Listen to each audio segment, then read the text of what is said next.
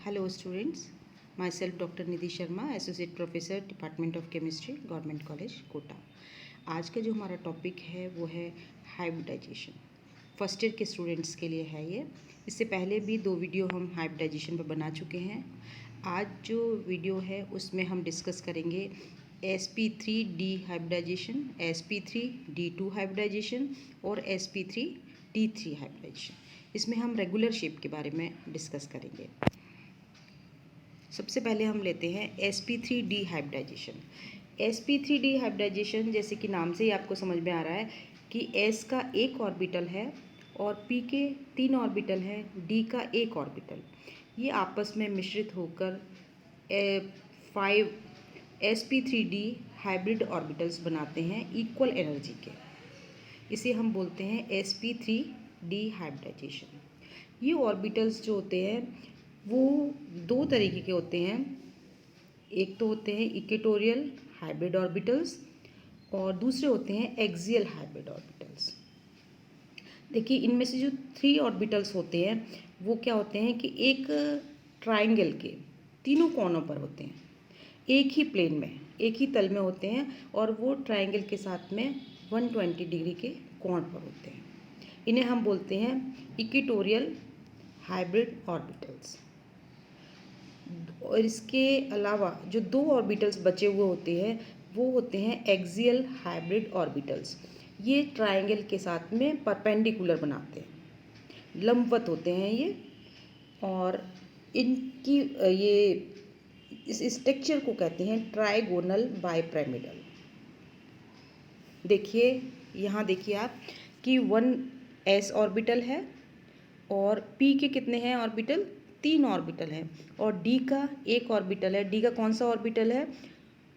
3dz²। हम इसको PCl5 के एग्जाम्पल में लेंगे तो s के एक ऑर्बिटल, p के 3 ऑर्बिटल और d का एक ऑर्बिटल। d का ऑर्बिटल है dz²। तो ये सब आपस में मिश्रित होकर क्या बनाते हैं? 5 sp3d हाइब्रिड ऑर्बिटल्स। देखिए, यहाँ हमने शो कर रखे हैं ये कि इसमें 3 जो हैं वो कहाँ पर हैं? ट्रायंगल पर है, एक ही प्लेन में है ये, देखिए। और 2 जो हैं वो कहाँ हैं? परपेंडिकुलर है, एक ये रहा और एक ये। और 3 जो है वो क्या है? ट्रायंगल के तीनों कोनों पर हैं। अभी मैं इसमें एग्जांपल लेंगे PCl5। इसका एक वेल नोन एग्जांपल है रेगुलर स्ट्रक्चर का, PCl5। PCl5 में क्या है? P जो है वो सेंट्रल एटम है। फॉस्फोरस का आप जानते हो एटॉमिक नंबर 15 होता है। इसका कन्फिग्रेशन क्या हो जाएगा? 3s2 3p3। Cl का 17 है, 3s2 3p5। अब इसमें क्या होता है कि 1s ऑर्बिटल जो है, 3s जो है उसमें कितने इलेक्ट्रॉन्स हैं? 2 इलेक्ट्रॉन्स हैं 3s में। 3p में कितने हैं? 3 इलेक्ट्रॉन्स हैं। तो ये s के जो 2 इलेक्ट्रॉन हैं इसमें क्या होता है? ये ग्राउंड स्टेट में तो ऐसे ही रहेंगे, लेकिन एक्साइटेड स्टेट में क्या होगा? s का जो इलेक्ट्रॉन है वो जाकर d में चला जाएगा, हायर एनर्जी लेवल में चला जाएगा 3d में। 3d में एक इलेक्ट्रॉन हो जाएगा, s में एक, ये 5 जो हैं वो अनपेड इलेक्ट्रॉन्स हो जाएंगे। तो ये क्या हो गया? sp3d hybridisation. अब ये 5 जो अनपेड इलेक्ट्रॉन्स हैं यहाँ पर Cl के 5 एटम्स जो हैं वो आ जाएंगे और इनके साथ में क्या बनाएंगे? ये कोवलेंट बॉन्ड, एक एक इलेक्ट्रॉन की शेयरिंग करके, म्यूचुअल शेयरिंग करके बना देंगे ये 5 कोवलेंट बॉन्ड। देखिए, फॉस्फोरस Cl Cl Cl, ये ट्रायंगल पे हो गए 2 3 Cl और 2 कहाँ हो गए? एक्सियल पोजीशन पे, परपेंडिकुलर। ये Cl और ये 2 ऑर्बिटल जो है वो कैसे हैं? और एक्सियल हाइब्रिड ऑर्बिटल्स हैं। और ये जो 3 हैं वो कैसे हैं? Equatorial hybrid orbitals. देखिए, इस तरह से ये फॉस्फोरस सेंटर में है और Cl की एक एक इलेक्ट्रॉन फॉस्फोरस के साथ में अनपेड इलेक्ट्रॉन का म्यूचुअल शेयरिंग करेंगे और ये 5 कोवलेंट बॉन्ड्स बना देते हैं।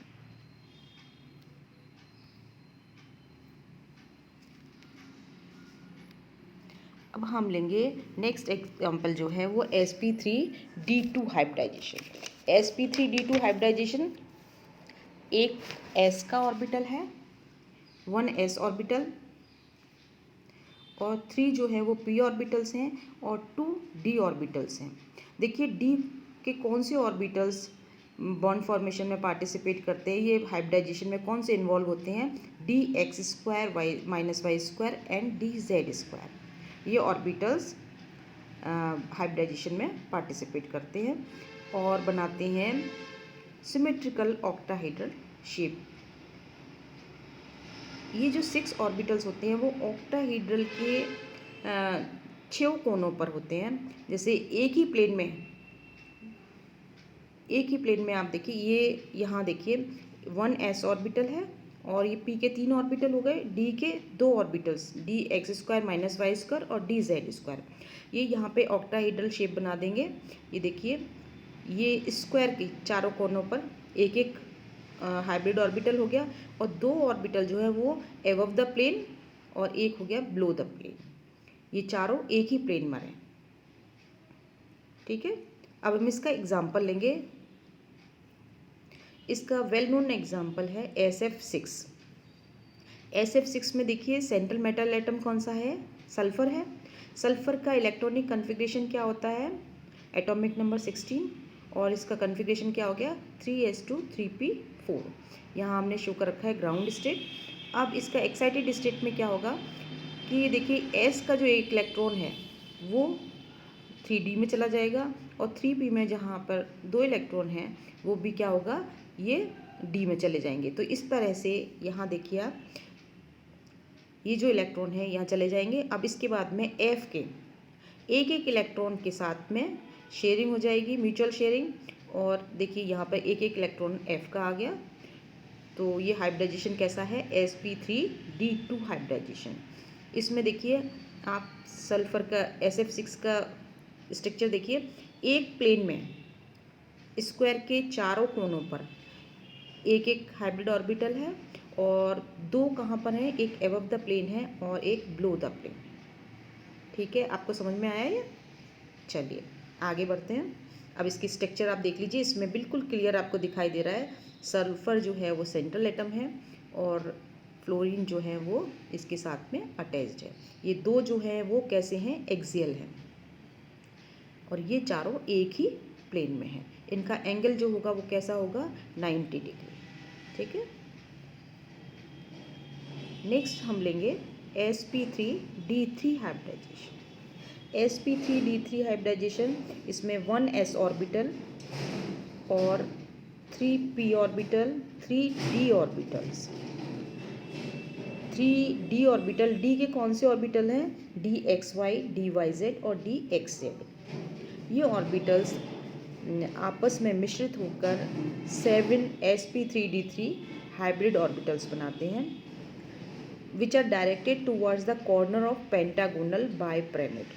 देखिए पेंटागोनल बाइपिरामिडल जो स्ट्रक्चर है उसमें क्या है, पेंटागोन के जो पंचभुज है उसके 5 कोनों पर एक एक फ्लोरीन का आइटम है, और आयोडीन कहाँ पर है, सेंटर में है, सेंट्रल एटम है।